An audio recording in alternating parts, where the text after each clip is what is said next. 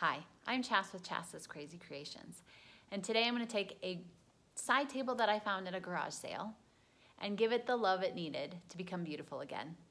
Let's get started.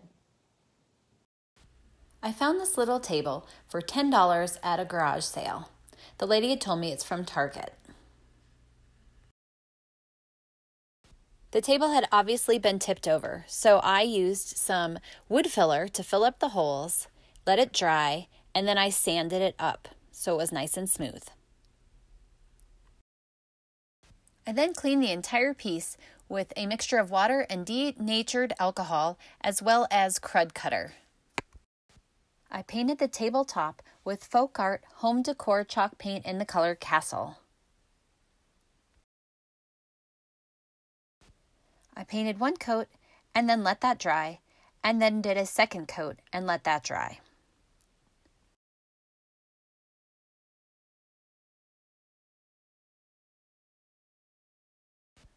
For the base of the table, I used folk art home decor chalk paint in the color metallic silver.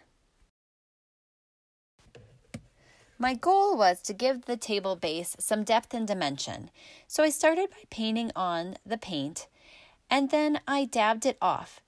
I didn't love the way that looked, so then I decided to lightly brush on the paint some more until I got the look I desired. Next, I painted some of the metallic silver paint into the grooves on the legs. I then wiped and cleaned up the other sides so that it was just inside the grooves. When the tabletop was dry, I decided I was going to try some dry brushing of the metallic silver paint onto the top of the table to see if it gave the look I wanted.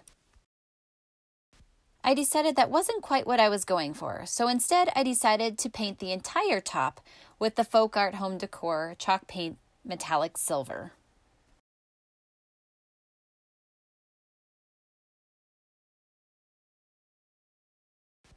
Once all of these steps were done, I let the table dry completely.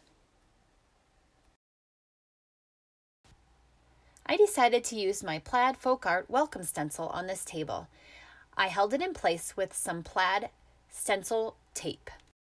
I then used folk art home decor chalk paint in the color white to paint the stencil onto the table.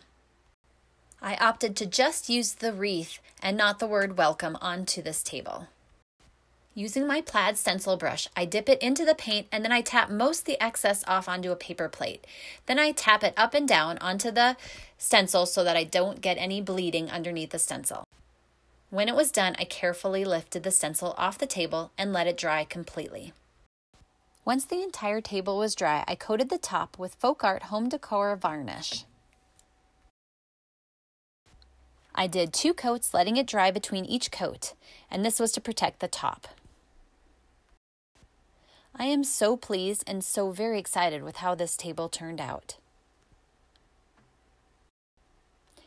Now I have to decide where I'm going to put this table in my home.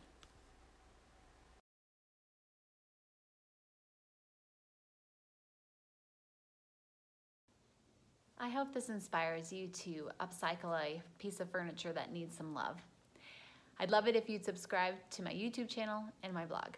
Thanks for watching, and I'll see you in my next video.